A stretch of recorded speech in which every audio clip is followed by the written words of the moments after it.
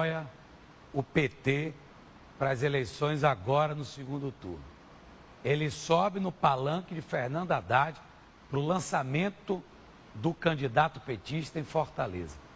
Aí ele pega o microfone e fala toda uma verdade que é exposta por ele, mas no momento em que está lançando um candidato para os cearenses. Fim de linha. Aí é jogar a toalha que acabou o jogo.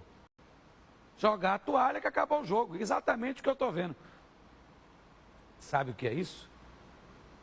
O poder pelo poder. Aí dá isso aí. É a escalação de um time que começa errado e termina errado. É prazo de validade, sabe? Prazo de validade. É aquela música que começa de um jeito, afinada, e termina desafinada. É a turma. É essa turma aí que durante um bom tempo botou o povo para ver navio passar no asfalto, para fazer gasolina virar água. Agora está o desfecho.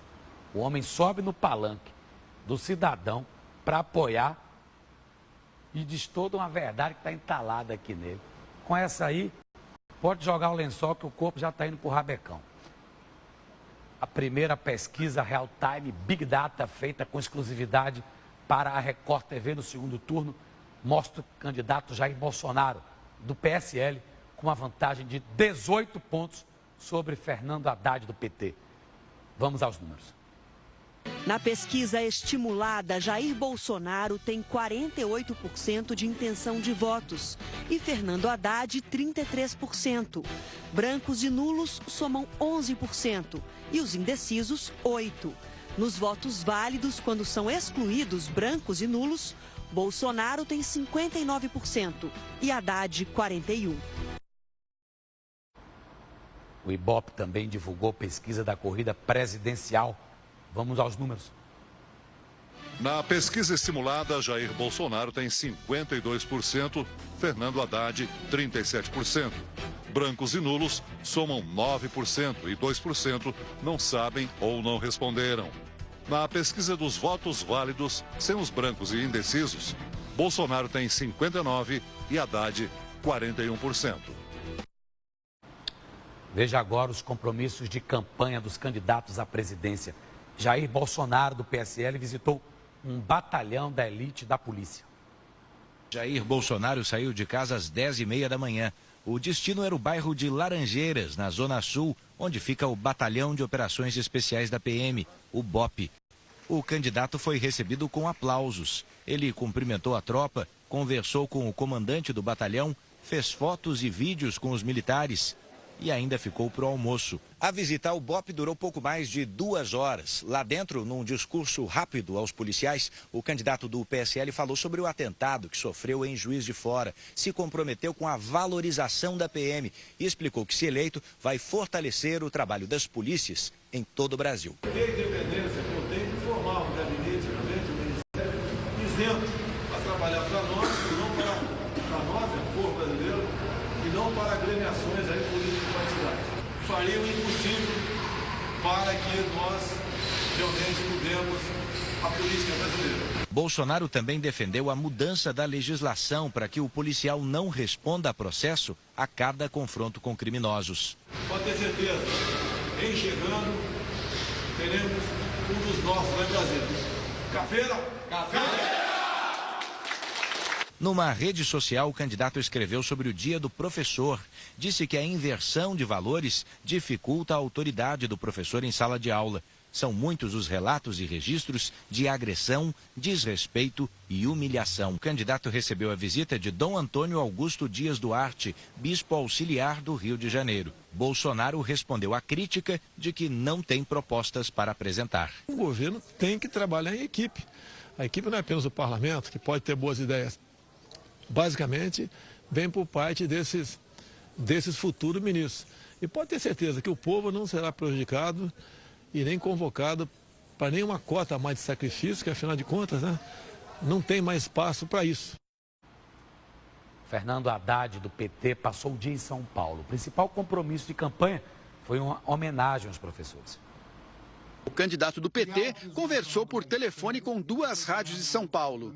Haddad usou as redes sociais para, ao lado da mulher, homenagear os professores. Ele falou sobre o Piso Nacional do Magistério, lei aprovada durante a gestão dele no Ministério da Educação. Ter resgatado essa parte da história do magistério brasileiro e poder ter contribuído, de alguma maneira, para a valorização dessa profissão. De casa, Fernando Haddad seguiu para um hotel em São Paulo, onde se encontrou com jornalistas. Na entrevista, falou sobre as propostas para a educação. A nossa proposta vai no sentido de tornar as horas de permanência da criança na escola cada vez maiores. Ou seja, nós saímos de 4 para 5 horas, temos que mirar 7 horas. Essa é a perspectiva também no ensino médio. Haddad disse que reconhece as falhas dos governos do PT. Houve erros, mas não vamos jogar a água do banho com a criança. Não vamos jogar a criança com a água do banho. Vamos recuperar um projeto de inclusão, democrático, de desenvolvimento, corrigindo os erros. O candidato do PT seguiu para uma produtora, onde gravou programas eleitorais. Fernando Haddad participou de um evento em homenagem aos professores no sindicato da categoria, no centro de São Paulo. Haddad falou sobre a importância da valorização da profissão na formação dos brasileiros. A ONU estima que desde que a crise na Venezuela se agravou, 2 milhões de pessoas deixaram o país em direção aos outros países sul-americanos. A Venezuela tem petróleo, mas vive uma situação de falência e a população sofre até para enterrar os parentes. A maioria viaja para a Colômbia e Brasil. O estado de Roraima é a porta de entrada para 800 imigrantes que chegam todos os dias em busca de vida melhor. Segundo o FMI, o Fundo Monetário Internacional, a inflação nesse ano chegará aos 1.300.000%. Números que levam a economia à falência, a desabastecimento de alimentos, remédios e produtos de necessidades básicas. Para driblar a falta de medicamentos e material hospitalar, a maior maternidade da Venezuela tem orientado as mães de bebês prematuros a usar o método canguru.